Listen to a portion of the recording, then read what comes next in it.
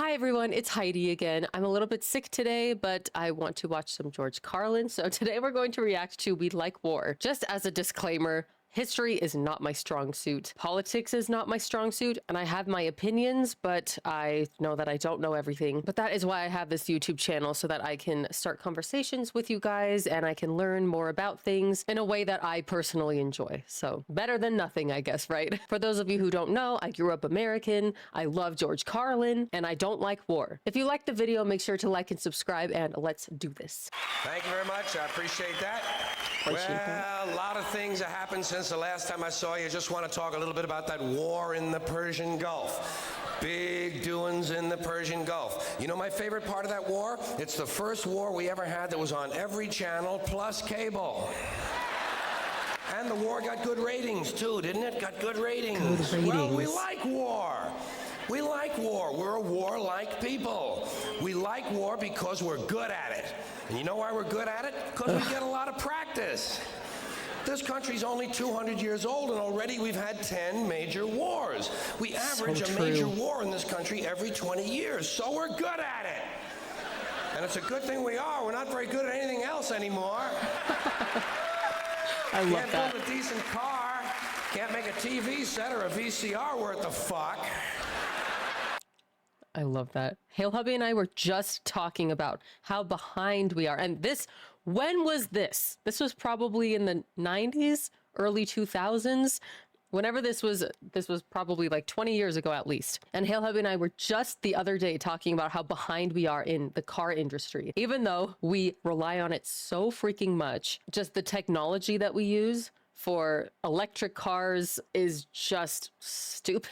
It'll get there, but I think that it's very, very, I don't know if monopolized is the word, but it's very controlled by companies. And it's just to everybody's disbenefit. Is disbenefit a word? Except for the people in charge of those companies making the money. It's just very frustrating. I have to admit, I don't remember anything about the war, that particular war that he's talking about. We're just going to move past that for now.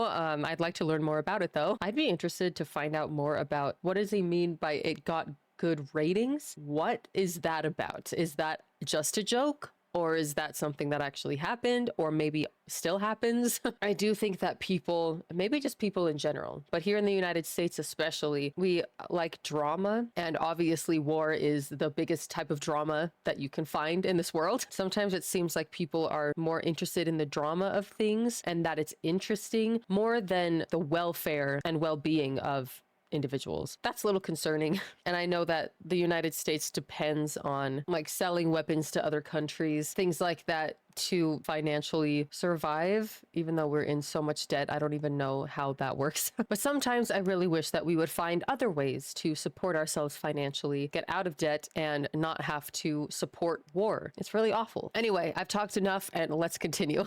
Got no steel industry left, can't get health care to our old people, can't educate our young people, but we can bomb the shit out of your country, all right? Huh? So true. Bomb the shit out of your country, all right? And we're so proud of it. Especially if your country is full of brown people. Oh, we like that, don't we? That's our hobby. That's our new job in the world, bombing brown people. Iraq, Panama, Grenada, Libya, you got some brown people in your country. Tell them to watch the fuck out, or we'll goddamn bomb them. But when's the last white people you can remember that we bombed? Can you remember the last white? Can you remember any white people we've ever bombed? The Germans. The Germans are the only ones. And the only reason for that is because they were trying to cut in on our action. They wanted to dominate the world. Bullshit. That's our fucking job. That's our fucking job. That's a good point. I agree. Now we only bomb brown people. Not because they're trying to cut in on our action, just because they're brown. Now you might be noticing I don't feel about that war the way we were told we were supposed to feel about that war, the way we were ordered and instructed by the United States government to feel about that war. See, my mind doesn't work that way. I got this real moron thing I do. It's called thinking. He does do that. I'm a really good American because I like to form my own opinions. I I don't just roll over when I'm told to. Sad to say, most Americans just roll over on command. Not me. Not me. I have certain rules I live by. My first rule, I don't believe anything the government tells me. Nothing. Zero. It's hard to. And I don't take very seriously the media or the press in this country, who in the case of the Persian Gulf War were nothing more than unpaid employees of the Department of Defense, and who most of the time function as kind of an unofficial public relations agency for the United States government. So I don't listen to them. I don't really believe in my country. And I gotta tell you folks, I don't get all choked up about yellow ribbons and American flags.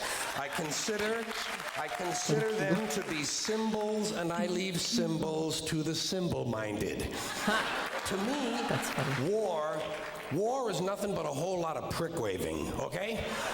War is just a lot of men standing around in a field waving their pricks at one another. Simple thing, that's all it is. Men are insecure about the size of their dicks, and so they have to go to war over it. That's what all that asshole jock bullshit is all about. That's what all that adolescent macho male posturing and strutting in bars and locker rooms is all about. It's called dick fear.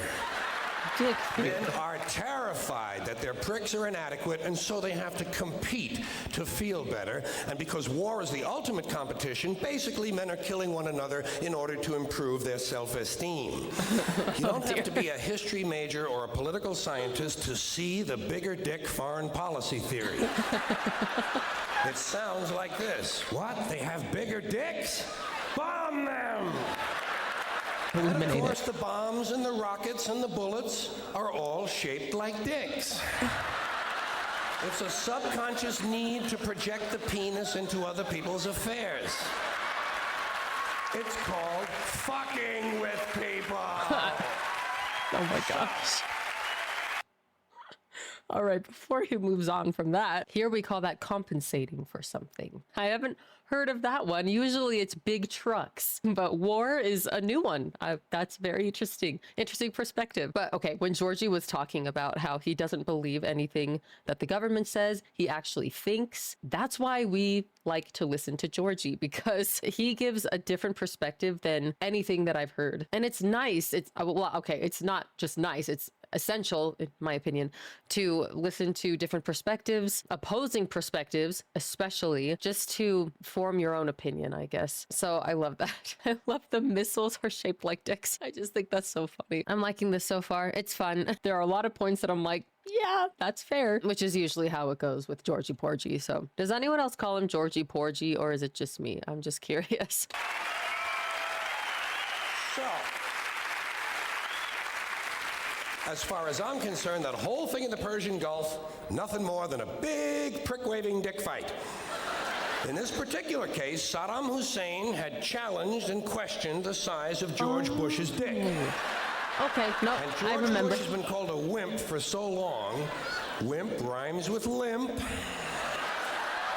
George has been called a wimp for so long that he has to act out his manhood fantasies by sending other people's children to die.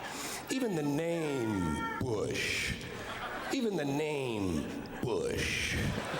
is related to the genitals without being the genitals. Bush is a sort of passive secondary sex characteristic. Now, if this man's name had been George Boner, well, he might have felt a little better about himself and we wouldn't have had any trouble over there in the first place. This whole country has a manhood problem. Big manhood problem in the USA. I mean, you can tell not from wrong, the but- language we use. Language always gives you away. What did we do wrong in Vietnam? We pulled out. Not a very manly thing to do, is it? When you're fucking people, you gotta stay in there and fuck them good, fuck them all the way, fuck them till the end, fuck them to death, fuck them to death. Stay in there and keep fucking them until they're all dead. We left a few women and children alive in Vietnam, and we haven't felt good about ourselves since.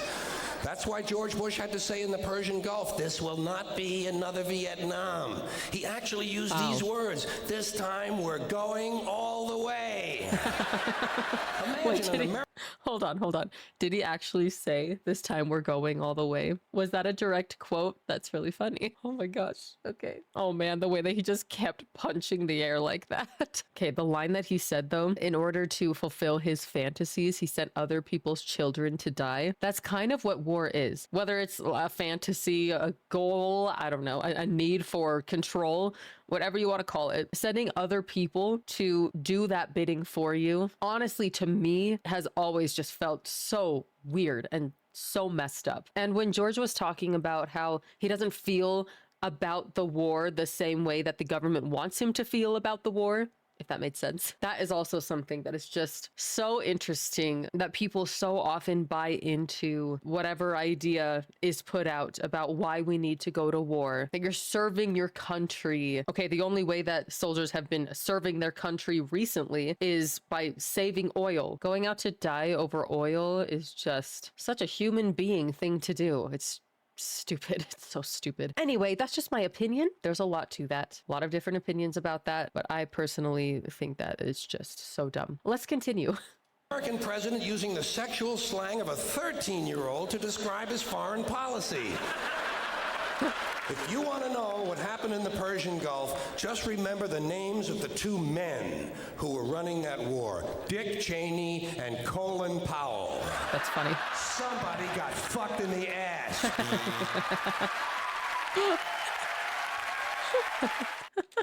That's awesome. I still have not gotten to the point, and I absolutely admire people who are not afraid to be crude, especially in front of who knows who's watching. And maybe it's the growing up Mormon in me, but I still get just so uncomfortable and like, oh my gosh, that's so naughty. Like, oh my God, it's ridiculous, honestly. But I just love watching it. It's refreshing. It's hilarious. I always say that when I'm watching these comedy clips, I want to feel just slightly sweaty and slightly uncomfortable. And George always accomplishes that. I know that I'm laughing, but also it's such a topic that makes me so mad. And I think it's really serious. I wish that we were not this way. Companies have so much control over government decisions. It feels like we wouldn't even be able to make a difference if we wanted a change. But at the same time, I do think that there are a lot of people who are very proud of the way the United States handles world stuff. They're proud to be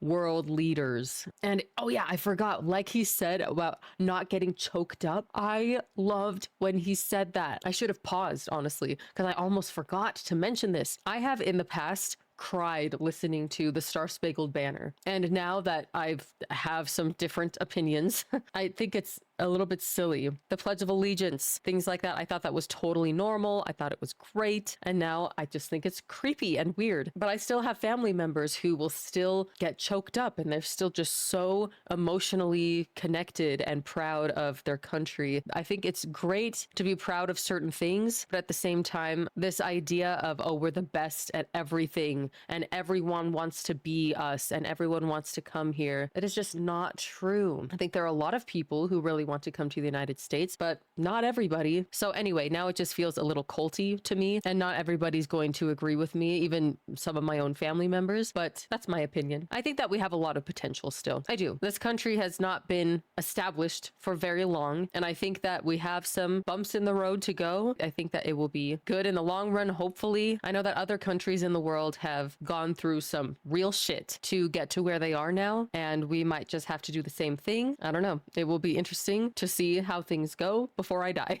Anyway, thank you so much for recommending this video to me. Let me know what else I should be watching. I'm excited to hear what you guys have to say in the comments section. Thank you for having these really important and interesting conversations with me, and I will see you in the next video. Bye, guys.